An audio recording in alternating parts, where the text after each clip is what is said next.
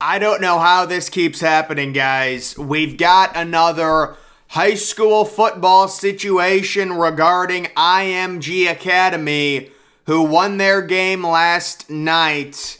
And it was so bad the game got called at halftime, 96-0.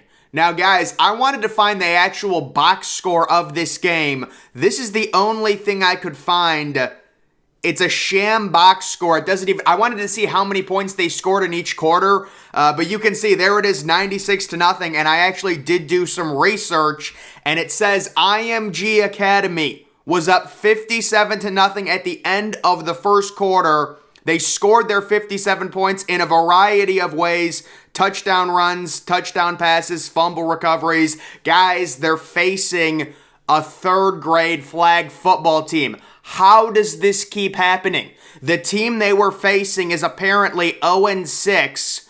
West Tornoto Prep describes itself on its website as a very competitive high school student athletic program based in the Greater Toronto area with focus on student athlete development and success, blah, blah, blah. It says the football team is 0-5, and they've scored a grand total of 6 points this season. So coming into this game against IMG Academy, guys, the only reason IMG Academy exists is to build the best high school football team. You'd think they would have no issues traveling to places and playing, or having teams travel to them and playing the best teams in the state of Texas. This doesn't help anyone.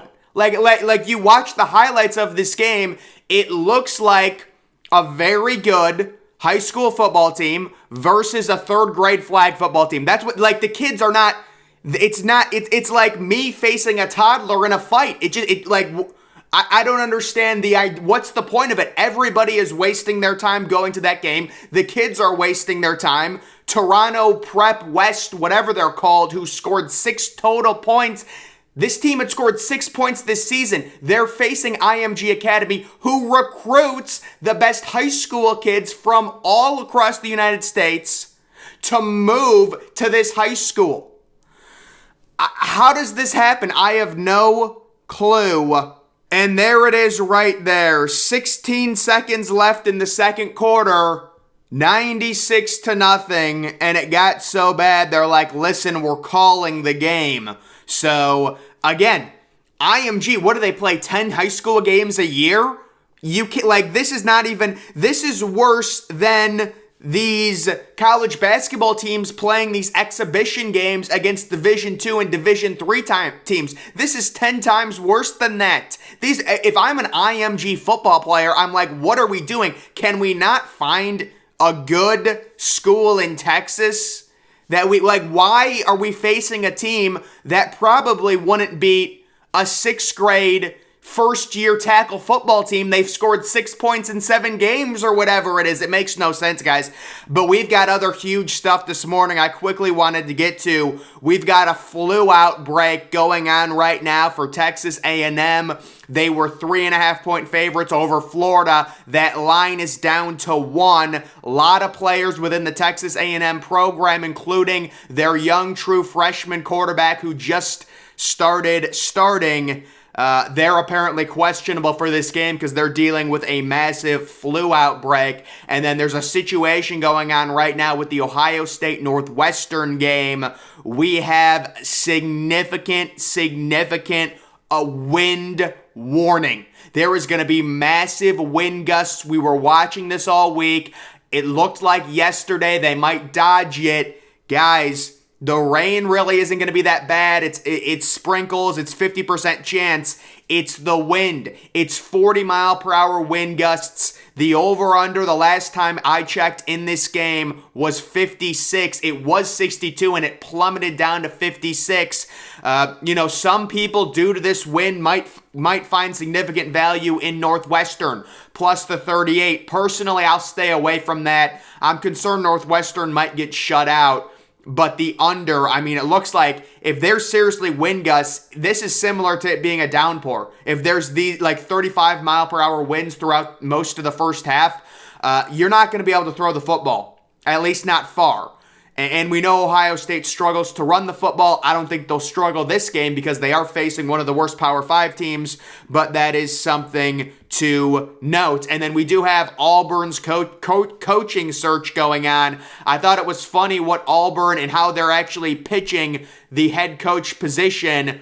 They're saying, I saw this on College Game Day, they're saying that, Nick Saban's old, he's going to retire. You can build up over these next 2 or 3 years, and then when Saban retires, you can be the king of Alabama, and Alabama will be bad because Saban's gone, he's older, he's retiring soon. Build up the program over the next 2 or 3 years, and then take over.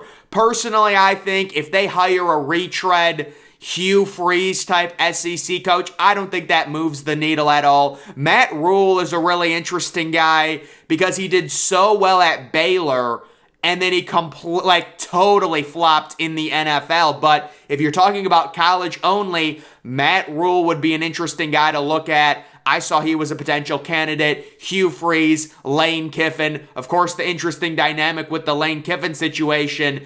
You've got to wonder, is it really a move up to go from Ole Miss to Auburn? I think it's a slight move up. But if you're Lane Kiffin and you really like what's going on at Ole Miss, I don't know if it's enticing. Maybe they're going to offer significant pay. I do know those Auburn boosters have been paying a lot of buyouts. Their last 2 coaches have gotten significant buyout money, so I don't know how much of a budget they're going to have for this next coach. It seems like right now the betting money is on Hugh Freeze. If Lane Kiffin wants it, he can have it, but most likely, in my opinion, it's Hugh Freeze, and I don't think that moves the needle at all. There are some other interesting candidates. We'll see. Hugh Freeze has done good things, I believe, at Liberty. Of course, it is funny considering Hugh Freeze, I believe, just signed an 8-year extension with Liberty. And guys, whenever a coach signs a massive extension, it's really meaningless. I don't know who it was. I don't know if it was Luke Fickell or someone else signed a 7-year extension. Maybe it was Lane Kiffin. I don't know. But it's completely meaningless when one of these coaches locks in for 7 years because they can leave at literally any time they want. And I don't know the situation with Hugh Freeze, but I would imagine he would leave if he was offered significantly more money at Auburn, but we will see with that coaching search. So guys, once again, the whole high school football thing, I just can't understand it. I really don't get it. Your IMG Academy, you're made for one purpose, literally to recruit high school kids. Why are we wasting time facing a Pee-wee team that's probably one of the worst teams in high school football anyways? This team scored 6 points in 5 games coming into this one. And I don't know what we saw last year they faced Bishop Sycamore, who was totally fake, and they swindled ESPN with that. That was Bishop Sycamore's fault, but still, you would think there would be a more organized system when it comes to high school football and being able to pin really good talent against at least similar talent rather than your IMG Academy. You recruit high school kids to come to your school for football. The reason you're a high school is because of football. That's what you are. And you're facing a team that scored 5 points in 6 games. I don't understand it.